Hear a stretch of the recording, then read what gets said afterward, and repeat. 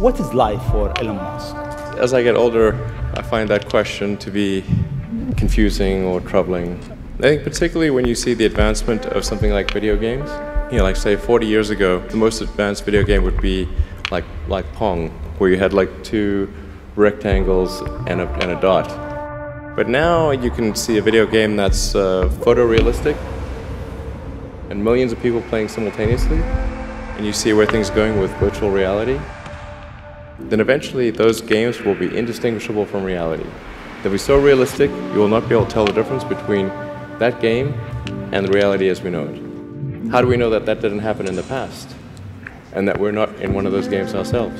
Tonight's topic is the universe a computer simulation?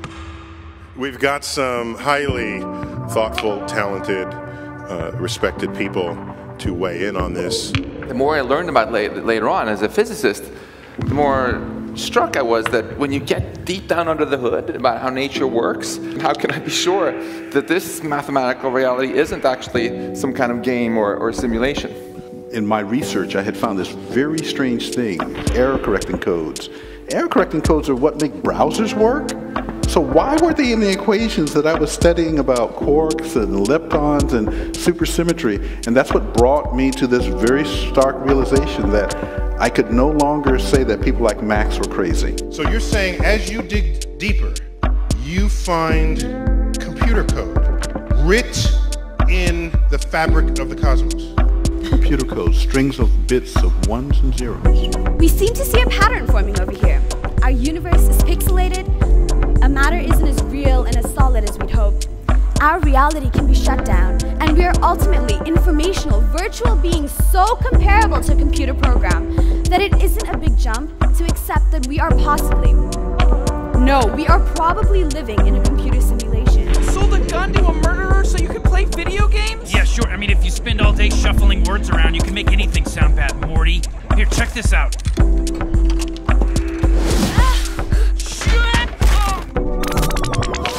What the hell? Whoa, where am I? 55 years. Not bad, Morty. Where's my wife? Morty, you were just playing a game. It's called Roy. Snap out of it. The guy who really started forcing scientists to take this a bit more seriously and gave this idea a bit more scientific street cred, I think, is Nick Bostrom, my fellow Swede, Nick Bostrom. We are almost certainly living in a simulation.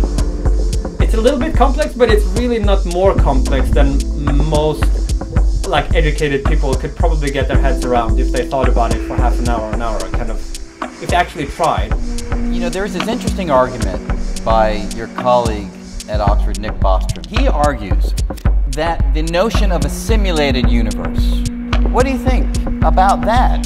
I can't see how you could refute it. I mean, I can't see how you would actually be sure that we're not.